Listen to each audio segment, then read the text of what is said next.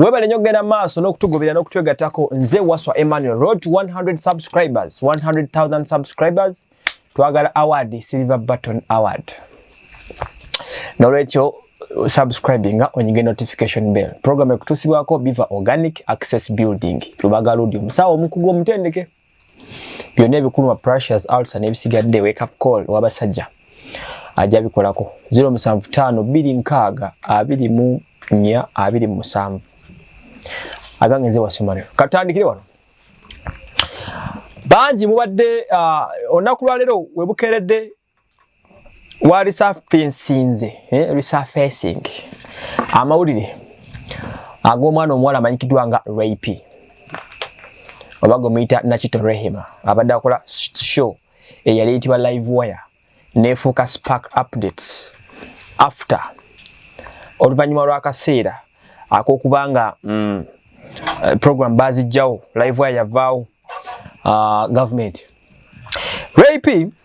bino amawulire gano gali surfacinze galabise lunaku lwa leero naye nga ali mu mawulire amidst ebigenda maaso ebya omukyala yavaayo nga claiming okubanga bawa alina omwana era abadde nnyo mawulire nnyo abadde afuna criticisms nyingi nnyo okuva ku social media afunye criticism nyingi nnyo okuva mu Bannayuganda avumiddwa kulimba kubi bamukola okosoma Bannayuganda tebatudde bwe basala okuwagira bakuwagira bwe bakuvaamu kakujjutuka Precious Ray P yajja okutandika okukola ku program eno ya Live Wire. I remember yajja nga ba Anatalia bakamala okuvaako e program yatandikibwa Anatalia ne Zahara Toto then oluvannyuma NBS we batwala program eno yatekebwako omwana omuwala Ray P n'omukyalo oli gwe bayita Gabintate Gabriela ne baba nga bakola sheno badoza bagikoze for almost 2 years ne bakola butogerera Gabintate yasooka ovaako kati Ray P yavuddeko era omuwala amanyikiddwa nga Ime Kandasi yagenda okubanga representing a show eno ku ssaawa 4 n'ekitundu abantu badde beebuuza Live Wire yaddawa kubanga ani kati kalakata yava ku ssaawa emuzi yaliko ebiseera biri ne bateekawo program gye bayita amasengejje mu bisanyusa masengejje ekolebwa Anatalia Ozil ne Kat currently baberanga abasoma amawulire reading news kati aba Spark TV ne bateekawo gye bayita Spark Updates ebadde informative ma news ngebadde koleba babana. There are 2 to 3 versions kukuva kwa Ray P ku TV. Zino versions zinga 3 zengendo okubulira. Emu kuzo esobola okubanga yentuufu esembayo. Version esooka eno ngifunye kuva k'omu ku baana abakola mu Live Wire era omu kubasaka amawulire ga Live Wire. Angambye nti bwe baatuula nga government emaze okugjawo shows ez'essaawa emu omwalo oyo n'angamba nti baalwawo okukomyawo Live Wire era ensi neebuuza nti Live Wire yaddawa imu okusinziira ku mwana byannyonnyodde nti Ray P baamugamba program ya ssaawa 4 n'ekitundu mbu ye n'agamba tajja kusobola gikola. That is the first version I have of this story. Mbuye tajja kusobola kugikola era munasaba bamuleke kweno eya Spark Updates esookerwako kati kiri erinze naawe okuteekawo amaaso okusigala nga tulaba imbwera babadde nga banoonya that right replacement eyinza okufiiringa ekifo kino abenga akola ne Flavia Mawaji yali omuyimbi bakyayimba simanyi naye yagezaako kuyimba nebyo tambula bulungi nafuna kawethero ku TV kati agaveeyo ku Spark TV okusinzira ku mwana akola ne Ray P yangambye story eyo nangamba nti no they were looking for a replacement ki eyo ku replacing a Ray P mbu Ray P asigale nga akola show eneesooka eya Spark Updates then bano bakandase bakolenga show ey'essaawa 4 n'ekitundu neneebuuzaamu ssaawa 4 n'ekitundu ayinza to zigana what could fail her do a show eyesawe nya n'ekitundu like ekyo kiwadde birowoozo n'ekireka kati ekyo tukirinze kati oba nasigala kyali kweno show oba nasigala agivuddeko bwe nabadde ndiawo before this happened I got a story from someone another version nga bagamba nti Ray P takyaweza mu Kampala weeks meka bili ayinza okugenda mu America. That is another version of the story ekyo bino bigeza okutuukawo nti ava ku TV nga nze gendinaga mu nkubo gandaga mbw ayinza okugenda mu America. That is what I've been hearing, another version of the story. Then a general public viewing egamba nti bagobye mugobe oba ensi yonna kyemanyi era tolina wonza matiza muntu sawa zino tebamugobye. Abasinga obungi babesingira ku bino ebigenda mazo nkyali wasomane okutuusaako ensonga bezitambula tusobola nga tuzeetegeeza bulunyo nemba nga muziraba ebyambi nti ebintu bino bimeetingidde mu kaseera okuvaako ku TV kumeetingidde mu kaseera ng'alina akavuyo kangi mu public ku social media konna alina otalo n'abantu ku nsonga za bindeeba n'omwana alina otalo n'abantu ku nsonga z'okukabya mamafiina oba munfuna bulungi nnyo critically bwe tugenda in a public viewing muyinza okwebuuza ekibuuzo lwaki abantu abali popular oba baserebu twekumako oba ne beefuga okwefuga tekitegeeza mu tebaba na mpisa oba tebasobola kuwemula bantu naye ebiseera ebisinga bw'oba oli popular ng'olina brand gy'oli presentinga katugambe gwe Ray P representinga Spark TV no representinga ne Trust Films eneya bano gye bazanyiramu firimu zaabwe ze bayita Kali Amaggwa n'ebirala. You have to be well disciplined oba olina okubeera well disciplined oba olina okuba nga togendagenda mu mivuyo. That's why ba celebrities abasinga obungi temutera kubasanga mu mivuyo beefuga nnyo olw'ensonga aba alina okuprotectinga brand ye ne brand z'ali presentinga. Abamu kufa ekitukuuma nga tuli humble most of the times it is because tubeera twagala tukuume ebitiibwa byaffe tukuume brand ze tuli presentinga nga nze representinga Biva representinga brand shoppers n'ebirala. Oba olina okubeera in a proper line bw'oba representinga doctor nga abantu bagenda ewe because bakulabye nti Emma you're representing a doctor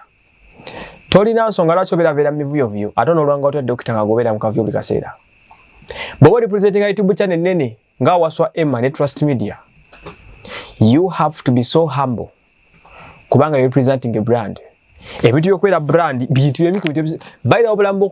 okubeera celebrity okubeera popular is one of the hardest lives eyokubeeramu. Buli kimu bw'okyegendereza weegendeza abantu bonyumya nabo weegendeza amasimu ge bakubira buli kimu tukyegendereza lwaki any slight mistake can cause harm to your brand oba munfuna. Kakati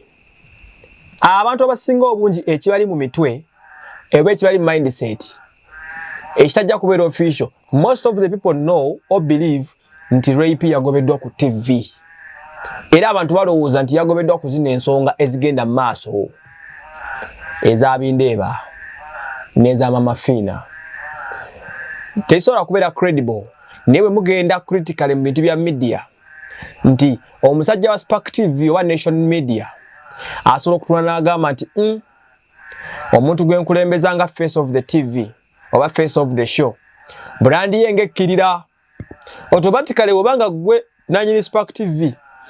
nga gwe okozesa Ray P ng'omulaba ali mu muvuyo guno naguli ku social media okola omupostinga ne bamuvuma abantu nga bina n'afuna positive comment 10 ne bamukola bati kiba kisobola okusula yo obukyayi bantu babeera bamusituddeko oba omuvuyo ogwo gubeera gusobola okusuula kampani yo mu matigga. Ebiseera ebisinga abasajja ba companies ennene bakitunuulira bw'akulaba ng'oliko emivuyo mingi bakugjawo okusobola okusavinga brand yaabwe. So kati bwebagenda kubakyane abantu bwebagenda kubakyane bagamba nti yagobeddwa ku TV it doesn't make news nti abadde n'emivuyo mingi currently egimutambulirako. Bino ebintu bijjidde mu kaseera ng'alina omuvuyo muyitirivu nnyo esaawa zino obwekyo omuvuyo ogwo teri yagumusindikamu yagwetumamu yakera ku makya n'asaba dini ezaki z'abaana kati ng'omanyi social media nemusabula ne bamuweewa ennyo ne bamudisciplininga teri yamutuma kugenda kubuza mamafiina oba mamafiina minisita w'abaana yabimwebuuliza agerengeti kyekyo kinagamba nti mu media we study what we call sociology course ey'okwefumiitiriza nagisoma kati ogigattako n'ebirowoozo bye bya bulijjo tusoma ethics ezo dirwovaayo n'otambaala ebitakukwatako dirwovaayo n'osirika gwe ono mawulire ffe abamu tuvuma n'okwemula ntuwemula nze nkumuwulira nga nakutteko kusalula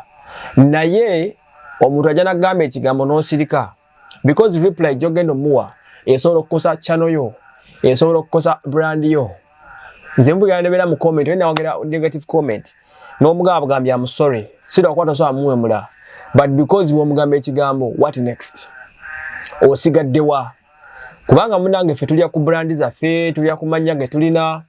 buli kimu kye tulina kivanze buli kimu kyennyina kivudde ku linnya lyange like mikwano gye nnina buli kimu ekyentuukako it's because of the brand I have kati mwala okuba nti brandi yange ya makulu nnyo singa njigalabanja like singa njizannyirako baani abafiirwa tize omujja kufiirwa n'abanetolode bonna bafiirwe company za representing nga zifiirwe n'ebirala kati mwala okumastaringa ekyo oba olina okwefuga mu buli mbeera tojja kumala gansanga mu bbaala buli wamu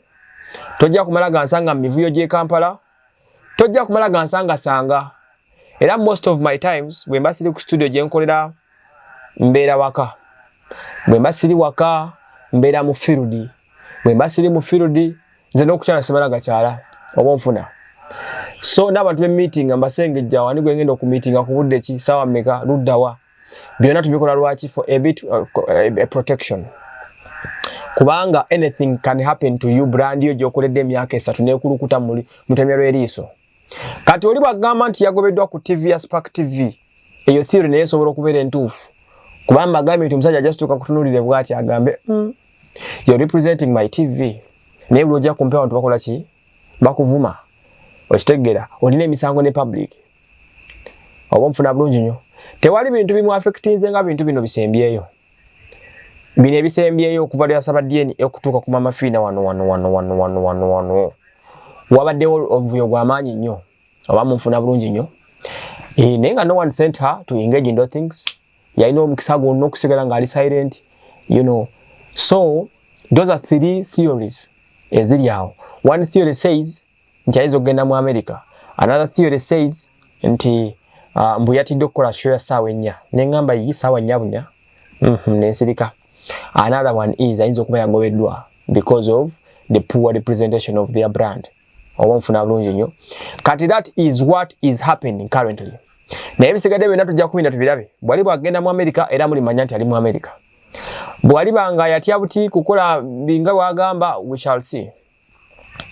bwali ba kuba kiki ekiba kimutiisa okukola show essaawa 4 ng'abadde fame yakagimala mu myezi 8 gyokka cause si w'amaanyi nnyo yakajja abeere wakabi okutrendinga abaddeko ne ng'ali bit humble yabeerako mu City Rock yabeerako mu media nyina abantu abadde bampa information emukwatako byonna like we have very big story about her bingi nnyo byetubamanyiiko ffe batuwa info muganda wange lako situgisirikira noga kanjeewumuze terina kyennyamba n'ogoberera birala so currently that is what is happening on our sister Madam Ray P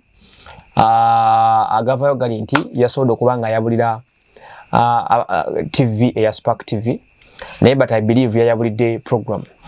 eyo gye bayita live wire gye bagenda oteekawo yatandise ku ssaawa 4:30 we may not see her there but we may see her ku gye bayita Spark updates kati omuzungu agamba time tells let's give it a little time tujja kusobola okuba nga ate tumanya ebituufu ebisingakaawo okitegedde bulungi nnyo kale nagange nze Igwaswa Emmanuel mwebale nnyo kwanga mu subscribinga n'okutugoberera